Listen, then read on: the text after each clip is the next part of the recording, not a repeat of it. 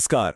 आज की इस चर्चा में हम 12 ज्योतिर्लिंगों में सबसे ऊंचाई पर स्थित केदारनाथ धाम के रहस्यों को डी कोड करने वाले हैं। हम 2026 यात्रा के बिल्कुल लेटेस्ट अपडेट से शुरू करेंगे और फिर इस मंदिर के उस इतिहास और पौराणिक कथाओं पर चलेंगे जो सच में रोंगटे खड़े कर देते हैं।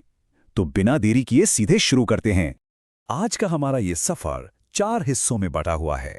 पहले 2026 यात्रा के नियम, फिर यहाँ की हैरानअंगेज वास्तुकला, उसके बाद शीतकालीन पूजा का रहस्य और आखिर में इसकी एपिक पौराणिक कथाएं।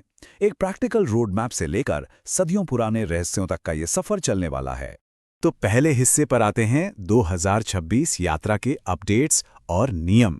अगर आप इस साल यात्रा प्लान कर रहे हैं तो इन सख्त प्रशासनिक बदलावों को जान लेना बहुत जरूरी है। देखिए, इस साल का शेड्यूल बिल्कुल फिक्स है। 22 अप्रैल 2026 को सुबह ठीक 8 बजे केदारनाथ के कपाट खुल जाएंगे और ठीक अगले दिन बद्रीनाथ के।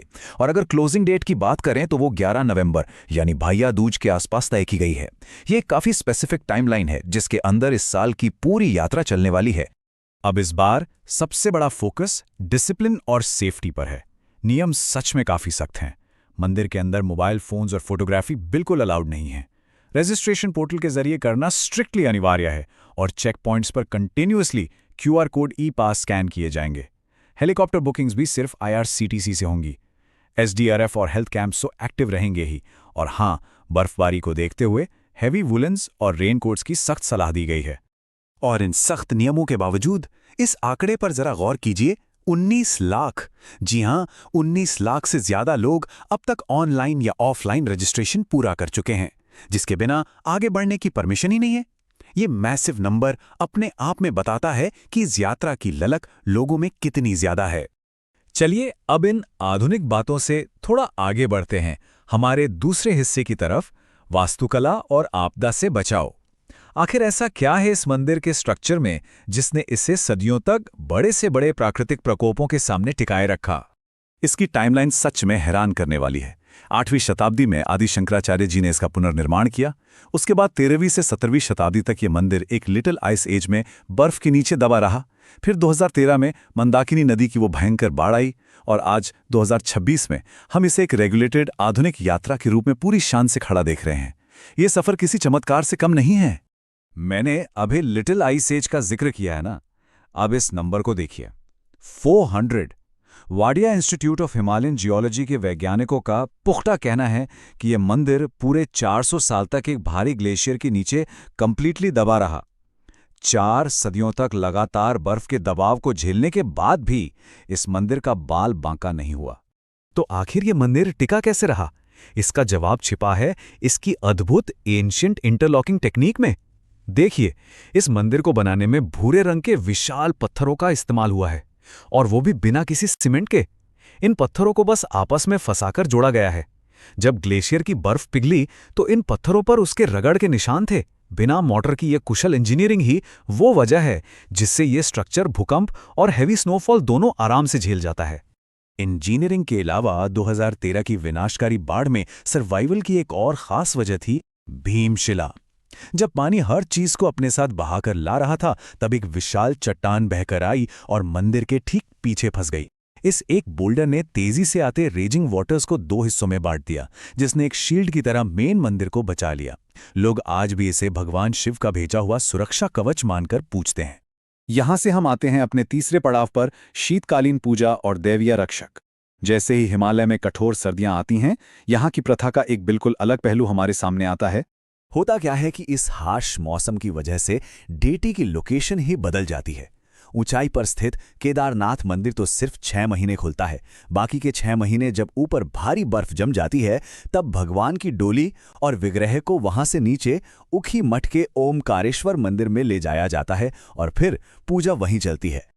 लेकिन जब ऊपर के कपाट बंद होते हैं तो एक बेहद रहस्यमयी चीज होती है।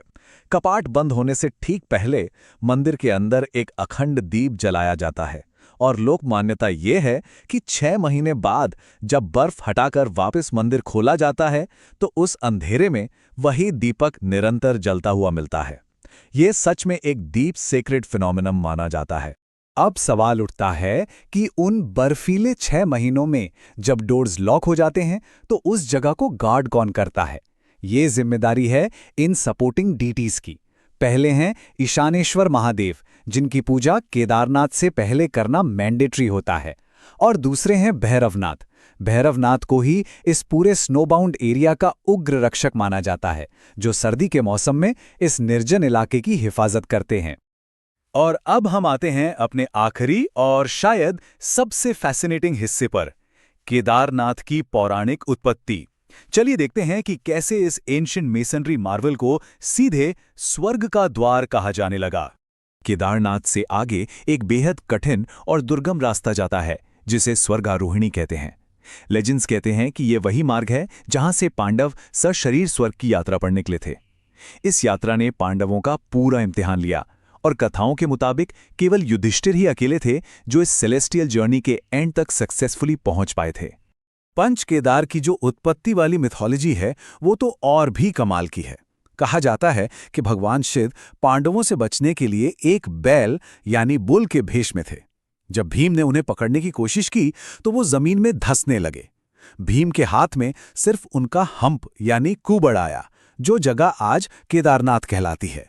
उस बैल के बाकी हिस्से अलग अलग जगह प्रकट हुए। नाभि मध्य माहेश्वर में, भुजाएं तंगनाथ में, चेहरा रुद्रनाथ में और जटाएं कल्पेश्वर में, और ये सब मिलकर बनते हैं पंच केदार। इसके अलावा टेक्स्ट में एक और कथा मिलती है जिसे भी हमें बराबर महत्व देना चाहिए। इस कथा के अनुसार भगवान विष्णु के अवतार नर और नारायण ने यहाँ इतनी घोर तपस्या की कि भगवान शिव प्रसन्न होकर सदैव के लिए यहाँ केदारेश्वर ज्योतिर्लिंग के रूप में वास करने लगे। चाहे आप किसी भी कथा को मानें, दोनों ही इस बात पर जोर देती हैं कि स्पिरिचुअल और आत्मिक दृष्टि से इस जगह का स्टेटस सर्वोच्च है। तो सोचने वाली बात यह है, जो जगह सदियों के ग्लेशियर्स, विनाशकारी बाढ़ और युगों का लंबा समय झेलकर भी अटल खड़ी है, उस अल्टीमेट सर्वाइवर केदारनाथ की इन बर्फीली चादरों के नीचे आखिर और कितने प्राचीन रहस्य दबे